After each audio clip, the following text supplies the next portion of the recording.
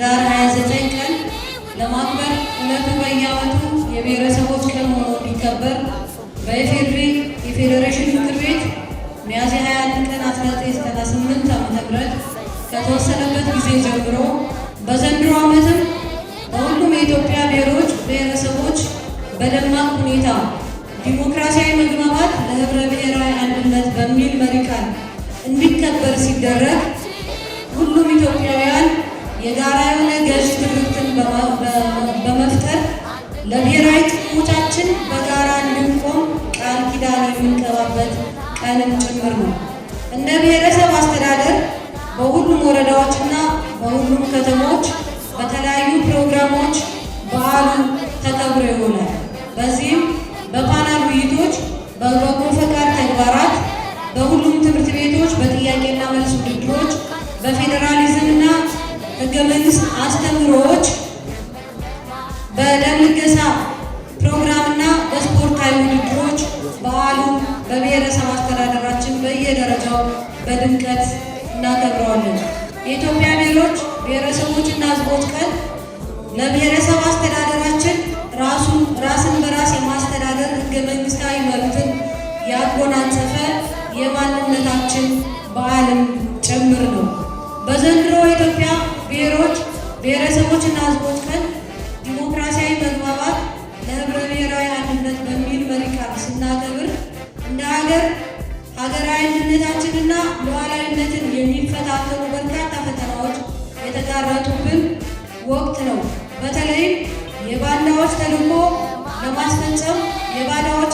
ለማስፈጸም የባንዳነት ተግባርን በመፈጸም በሀገራችን ብሎም በክልላችን ዜጎች በነፃነት እንዳይንቀሳቀሱና እርስ በርስ ላልተገባ ግጭት እንዲገቡ በማድረግ የተጀመረውን የብልጽግና ጉዞ ለማደናቀፍ አለፍ ሲልም የወደብ ጥያቄያችን እንዳይመለስ የፖለቲካ ሴራ በስፋት እየተሰራ ያለበት መድረክ ላይ እንገኛለን። በመሆኑ የፖለቲካ ልዩነቶቻችን በንግግርና በውይይት በመፍታት በሀገራዊ የምክክር ኮሚሽን አማካኝነት ዲሞክራሲያዊ መግባባትን በመፍጠር የጋራ ገዢ ትርክትን፣ ብሔራዊ ትርክትን በመገንባት ህብረ ብሔራዊ አንድነትን በመመስረት ወደባችንን ማስመለስ ለነገ የማይባል ተግባር ሊሆን ይገባዋል።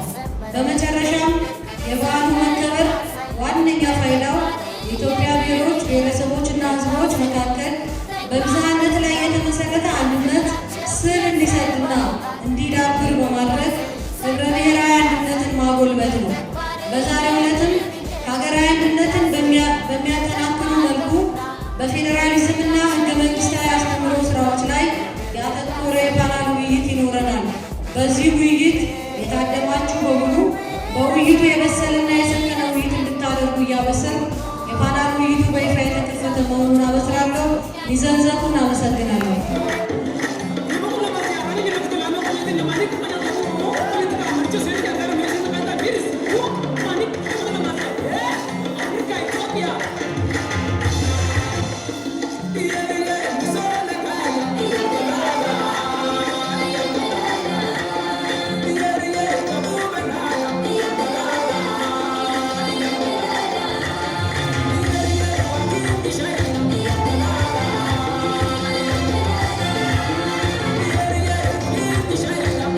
የብሔር ብሔረሰብ ቀን መከበር ያለው ፋይዳ ጥቅሙ በጣም ብዙ ነው።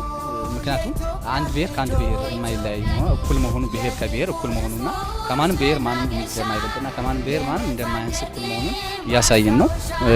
ምክንያቱም ሌላ ቦታም ቢሆን የሚከበረው በዚህ ቀን እየተከበረ ነው ያለው፣ እኛም እያከበርን ነው።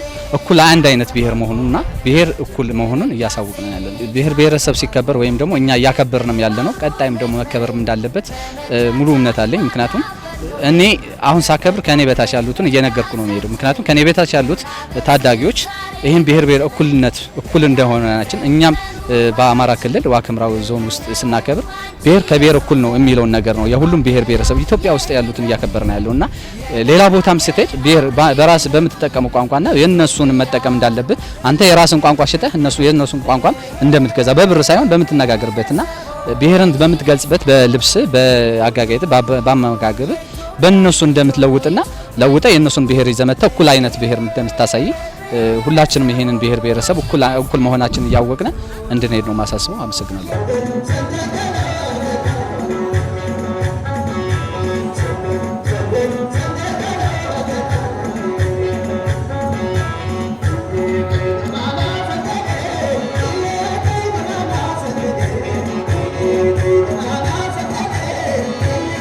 የብሔር ብሔረሰቦች እኩልነት ብሔር ብሔረሰቦች እኩል የመሆናቸው ደግሞ ሀገራችን ኢትዮጵያ አንድ አድርገን አንድ ላይ ሆነን ለማክበር አንድ ሆነን ለመኖር አንድ ሆነን ተሳስበን ሀገራችን ሰላም አድርገን ለመኖር ይጠቅመናል። ለዚህ ነው የምናከብረው በዓሉ። ብሔር ብሔረሰቦች መከበር የብሔር ብሔረሰቦች እኩልነት ሁላችንም በአንድ አስተሳሰብ ሃይማኖት፣ ዘር እንትን ብሔር ሳይለየ እኩል አንድ ኢትዮጵያ ሆነን ለመስራት ወይም ደግሞ አንድ ሆነን ለመኖር በሰላም ተከባብረን ለመኖር ይጠቅመናል። ሁሉም ማህበረሰብ በቃ ሁሉም በአንድ ሆነን ብሔር ብሔረሰቦች እኩልነትን ተቀብለን በአንድ ልቦና በአንድ አስተሳሰብ ማክበር አለብን።